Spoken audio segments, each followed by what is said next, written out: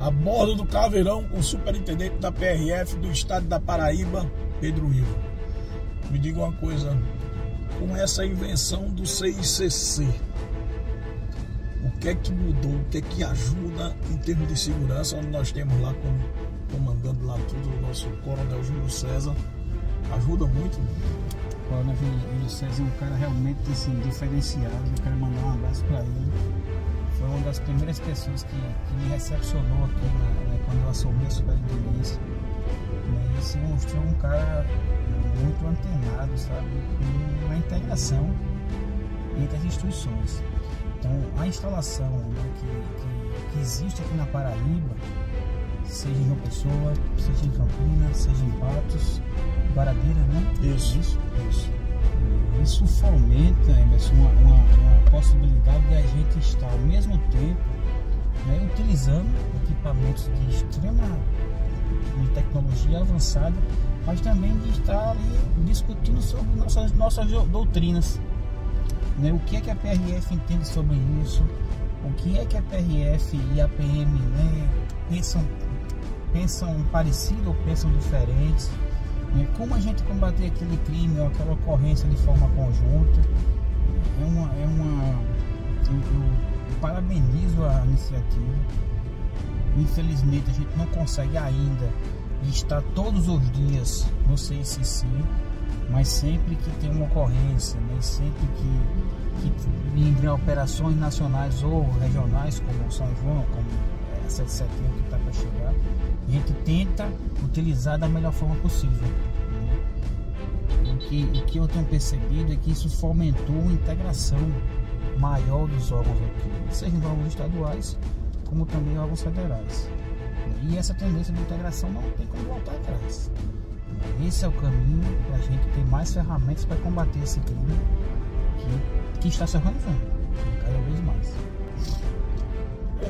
Ô inspetor, o senhor como polícia já há 15 anos aí, já passou por alguns estados. O senhor acha que o que mudou também, porque a nossa polícia, tanto as federais quanto as estaduais, elas têm tentado avançar, né? Na sua visão, o crime também avançou muito durante esse tempo? Sim, né? O crime organizado, o crime realmente se organizou.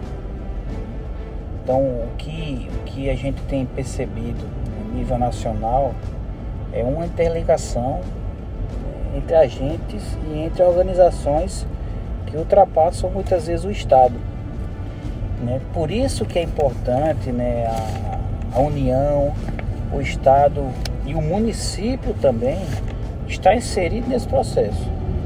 O que antes era um combate a um crime localizado, um combate ao crime pensando em muitas vezes uma tropa organizada, doutrinária, com uma tropa não organizada, não é mais assim. Existe uma certa... está se organizando cada vez mais em tudo, inclusive financeiramente. Então, quando a gente pensa em reformas constitucionais, em reorganizar o sistema de segurança pública no Brasil, pensando em como a gente vai fazer frente ao que está acontecendo, né?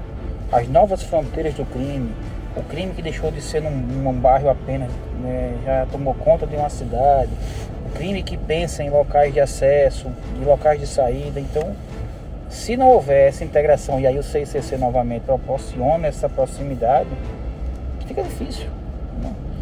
Como a gente prevenir que o crime aconteça, né, que a gente já tem conversado sobre isso, como o Estado vai se fortalecer para fazer com que o crime não cresça e não se fortaleça e não haja o crime. Então, esse é um desafio do Estado brasileiro, um desafio de todos os entes, União, Estados e municípios. Precisamos de todos, e aí eu faço referência aqui à necessidade dos municípios fortalecerem suas guardas municipais, né, capacitarem, dar estrutura, dar uma carreira realmente atrativa para que elas se fortaleçam.